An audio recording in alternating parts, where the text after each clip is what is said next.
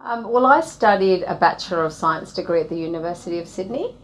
Then I ended up doing honours in the Department of Anatomy at the University of Sydney, and then I went on to complete a PhD in the Department of Clinical Ophthalmology at Sydney Eye Hospital, which was also part of Sydney University.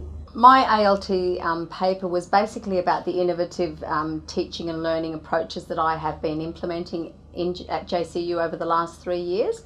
As an anatomy teacher, as most of my students will tell you, I'm a very passionate anatomy teacher. I jump up and down in lectures. I'm very, very enthusiastic, and I think it's really important to provide that kind of environment for the students that is stimulating and nurturing for them.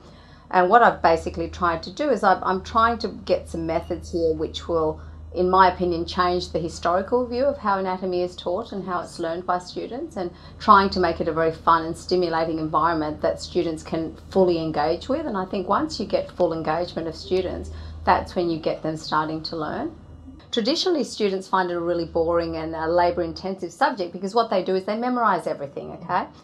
This is what I did at university, and what this means is that they end up using what's called a surface approach to learning, which is not really what we want. We want deep. So that's the first thing. The second thing is that medical education in Australia has changed quite a lot over the last few years, and now we're having less time, less contact hours with our students to teach the anatomy. That's the second thing. And the third thing is that the groups of students we're getting now are a lot larger, and they're a lot more diverse in terms of the preparation the students have. So these three elements have made it quite hard.